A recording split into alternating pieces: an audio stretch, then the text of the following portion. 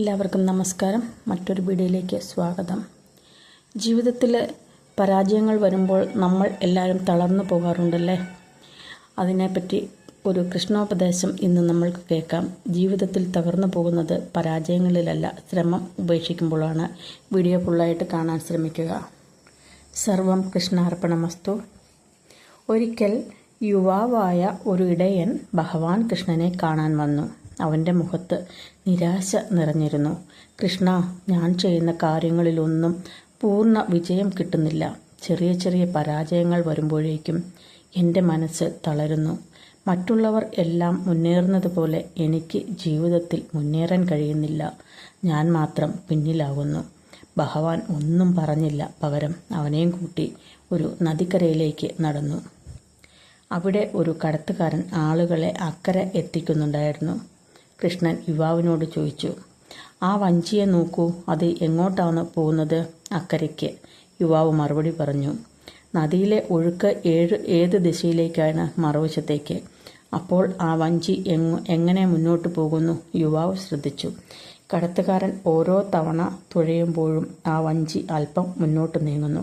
പക്ഷേ അതേ സമയം തന്നെ നദിയിലെ ഓളങ്ങൾ അതിനെ കുറച്ച് പിന്നോട്ടും തള്ളുന്നു.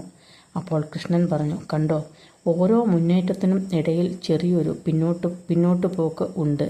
എന്നിട്ടും കടത്തുകാരൻ യാത്ര നിർത്തുന്നില്ല. യുവാവ് നിശബ്ദനായി.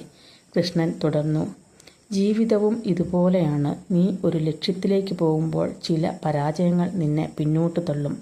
പക്ഷേ അവ നിന്നെ നശിപ്പിക്കാൻ വന്നതല്ല, നിന്റെ ദൃഢനിശ്ചയം പരിശോധിക്കാനാണ് വന്നിരിക്കുന്നത്. യുവാവ് പറഞ്ഞു, പക്ഷേ കൃഷ്ണ, ചിലപ്പോൾ ആ ചെറിയ തോൽവികൾ പോലും വലിയ വേദനയാകുന്നു. കൃഷ്ണൻ പുഞ്ചിരിച്ചു.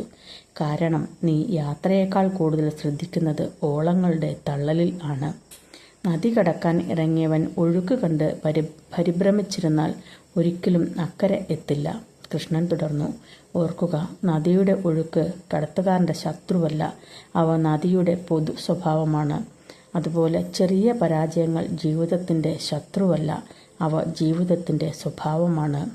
അവയെ ഒഴിവാക്കാൻ ശ്രമിക്കരുത്, അവയ്ക്കിടയിലൂടെ മുന്നോട്ടു പോകാൻ പഠിക്കുക. യുവാവിൻ്റെ മനസ്സിലെ ഭാരം അലിഞ്ഞു തുടങ്ങി. അപ്പോൾ കൃഷ്ണൻ പറഞ്ഞു, നിന്നെ വിജയത്തിലെത്തിക്കുന്നത് ഒരൊറ്റ വലിയ വിജയം അല്ല, പരാജയങ്ങൾക്കിടയിലും യാത്ര നിർത്താതിരിക്കുന്ന മനസ്സാണ്.